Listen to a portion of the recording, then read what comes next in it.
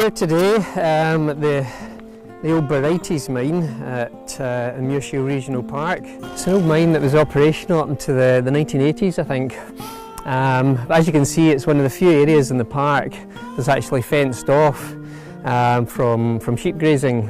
And if we're wanting to plant woodland, of course, well, we need protection. So this is a good area to start with some planting.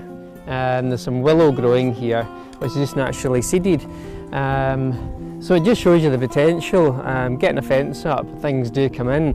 But of course, some of the stuff that we're planting isn't to be found nearby. So there's no seed source for things like aspen, gorse and birch.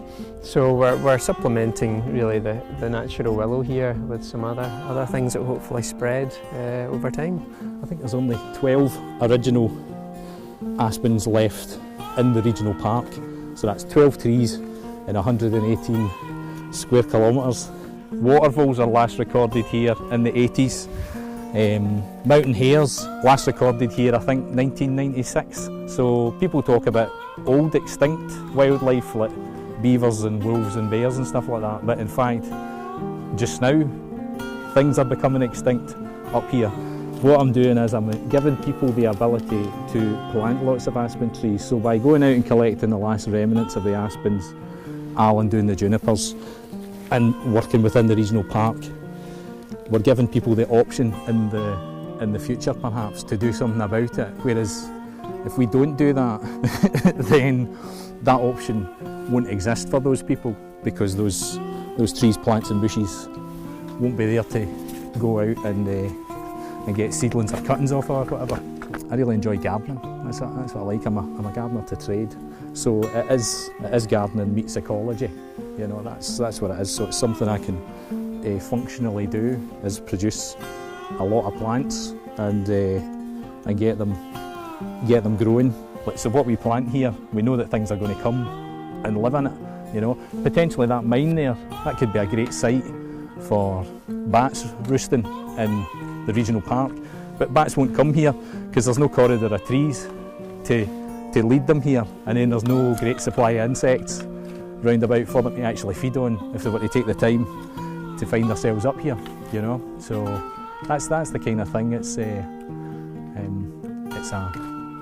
a poverty of ecological knowledge. That's what Scotland specialises in. Scotland has got a vast poverty of ecological knowledge. It's great just being involved in something in your own backyard really, and taking an interest in your local landscape and I suppose making an impact. Just by planting one tree, you know, you can make an impact. A sapling or a slightly bigger tree like this, you know, and will hopefully take root and you know, it's something that will outlive you. And I always like that about tree planting.